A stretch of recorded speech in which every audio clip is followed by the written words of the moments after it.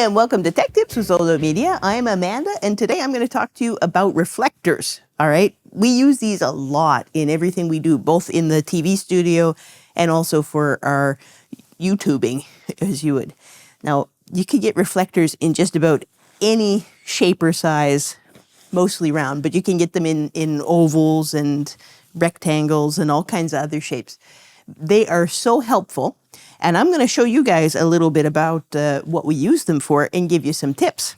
Now, I'm going to show you first. I carry this one with me in my little side pouch all the time. I almost always have it with me because in a pinch, I think I can even probably light myself, maybe.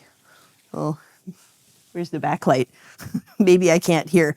But this is so convenient and easy for us to carry around.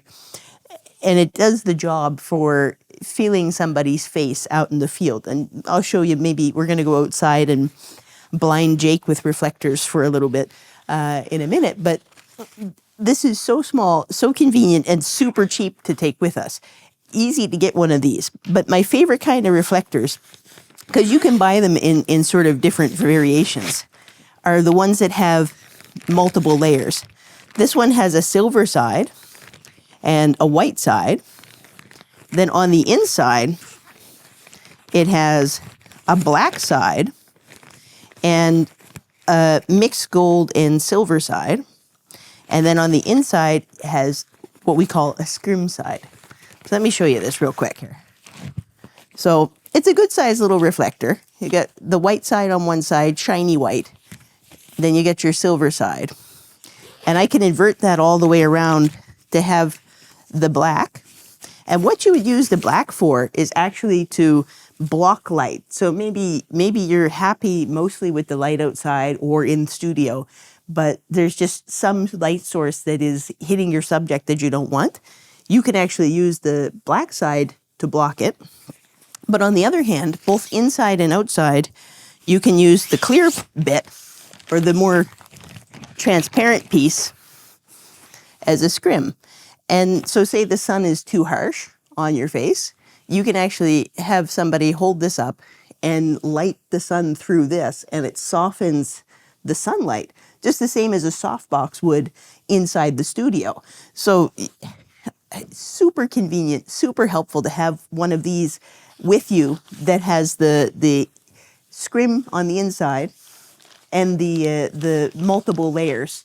I'll talk about the silver and the gold in just a sec, so you know too. The other thing that you can actually use this for, and I'll show you this in studio, is as an in-studio softbox. You can actually shine your light through that as well in studio and have a bigger, softer light effect if you don't have a softbox. You should probably have C-stands. We don't. We'll show you that too. All right, so silver side.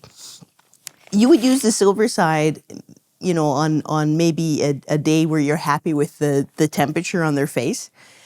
Same with the white side. These two don't create a lot of extra color.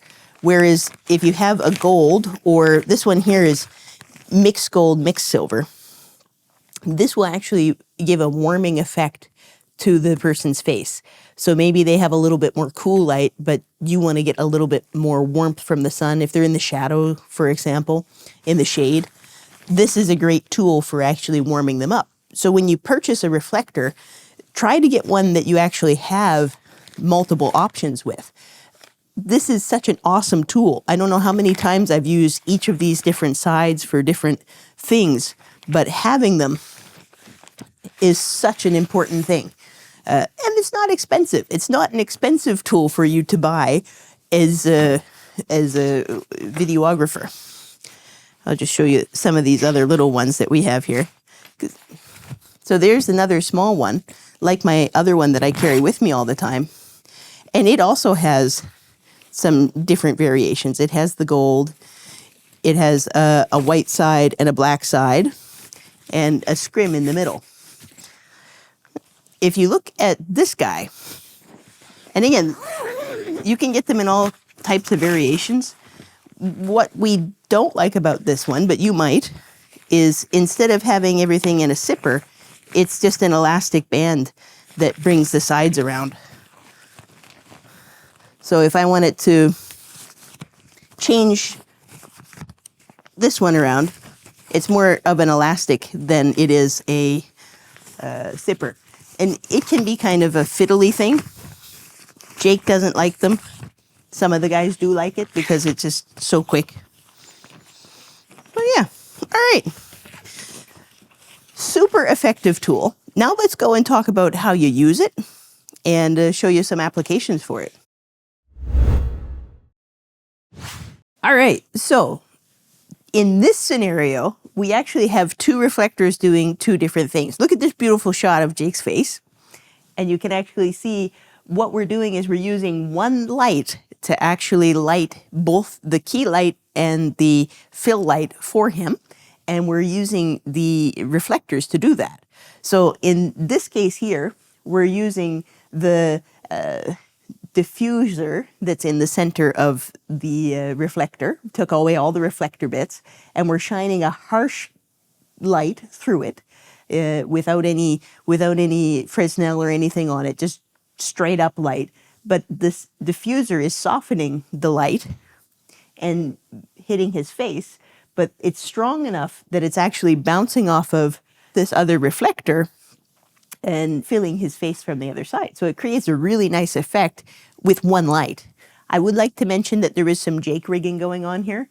If you can look up here, because we have no C-stands in-house, we should do a whole episode on C-stands and inspire us to buy some. But Jake's got a clamp on a piece of wood doll, and he's got some bongo ties that we've made ourselves, bungee cord ties that he's attached the cord to two light stands. So yes, we Jake rigged it. So another thing that we can do actually is using these as blockers. So say I don't have any barn doors or anything, or I'm out of cinefoil, for example, and I want to get this shoulder and backlight on Jake to separate him from the background, but I don't want it to spill over onto his face so much because I love the effect that we have with the single light. Well, what I can actually do is I can actually use part of the reflector to block just that one bit. So you see it's less on his face. There it's all on his face. There it's not on his face, but it's still hitting the top of his head. Do you see the difference? So with a clamp or with a magic arm or something like that, or even if you have somebody who can just hold it for you, sometimes when you're in a quick news situation maybe, there's no light on his head, there's with the backlight, there's with no blocker. Blocker, no light. All right, cool trick. All right, so now we're outside, and bear with us because its clouds are coming and going. So this little reflector, I always have one of these with me at all times because actually they can do quite a bit to somebody's face to help. Now you see with the gold side, it gets a lot warmer on Jake's face, but with the white side, I keep it cooler. The only thing is I might need to push in a little closer on the white side, but something so small as this, look at the effect that it has all the way from here. Now the sun's come out full tilt. I hope we're not overexposed, but like, look at that. Isn't that awesome? So the bigger the reflector, the more light this is going to catch. Here it comes right now. Here comes the sun. So I don't even have to be as close to Jake with this size reflector, you know? And you just have to be so gentle and so subtle. If you want to get, if it's closer to lunchtime, you might want to be under the face a little bit more so that you're not getting the harsh shadows from the overhead light. But basically, you just aim it gently. What you don't want to do is you do not want to get it right in their eyes, blinding their face, or getting in the other shot. So yeah, if you want it warmer or not as warm, go for the silver and the gold mix. Silver if you want to keep it closer to the natural color.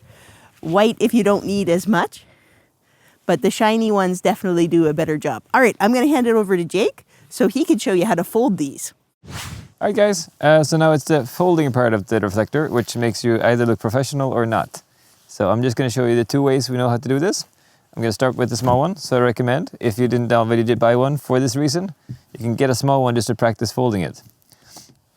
So one of the versions is you twist it into an 8 and then you just push it together and then turns it into a ball and it just keeps twisting it a bit. Boom.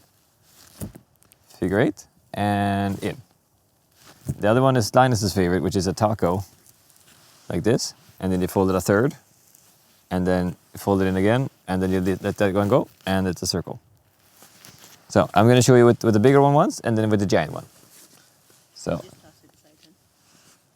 toss it there, and the big one, figure 8,